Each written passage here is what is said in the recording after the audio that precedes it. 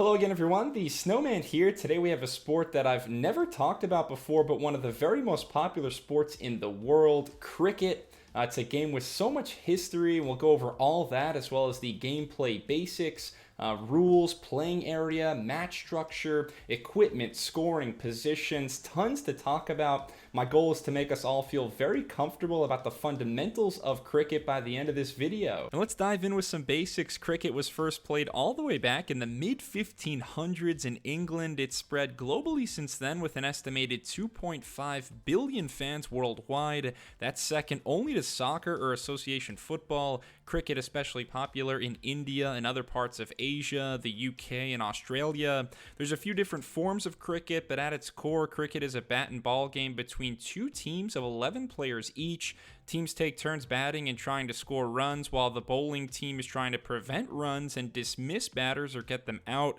Definitely some similar concepts to the sport of baseball. This is a look at our cricket playing field and some equipment. We have our field, which is comprised of an outfield, infield, close infield, and a rectangular pitch in the center. We have a wicket on each end 20 meters apart, a wicket being a target made up of 3 wooden stumps with 2 bails on top. One end stands the bowler and the other end stands the batter just in front of the wicket. We've got our bat made out of wood, sized and shaped a bit differently than a baseball bat. Our ball is a hard leathered seamed sphere about 9 inches in circumference. There is some strategy involved as the game ball takes on wear and tear throughout a match.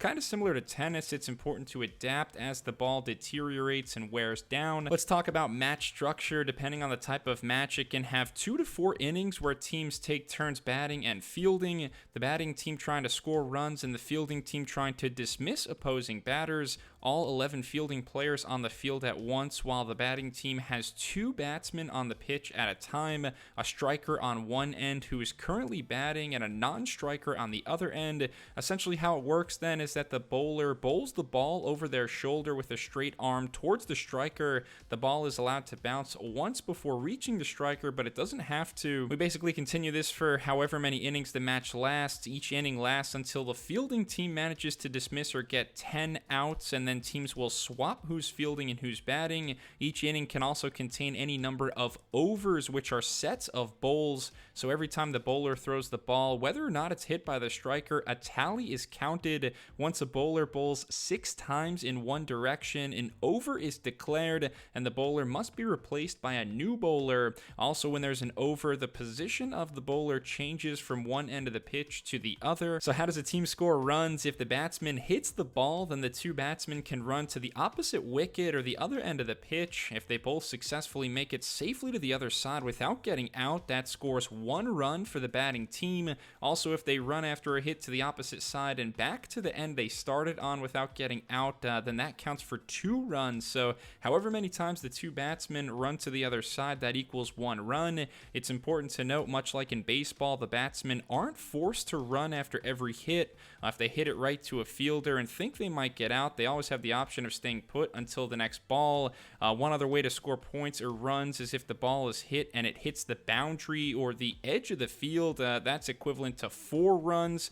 And then if the ball is hit over the boundary line, that equals 6 runs. So that's kind of similar to a home run. Now let's talk about how the fielding team gets batsmen out or accumulates wickets. There's a handful of ways to accomplish this. One way is if the batsman is caught. That means if a fielder catches the bowled ball before it hits the ground. The second way to get a wicket is if the batsman is bowled, meaning if the bowler throws the ball and it knocks over the 2 wooden bails. If those are knocked on the ground, that equates to an out.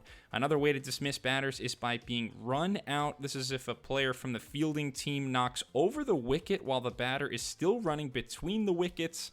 The fourth way is by being stumped. So we have the wicket keeper, who's a member of the fielding team. They crouch behind the wicket on the opposite side of the bowler, kind of similar to a catcher in baseball. If the wicket keeper collects the ball and knocks over the wicket before the batsman is in the batting crease, that's considered getting stumped and the batsman would be out.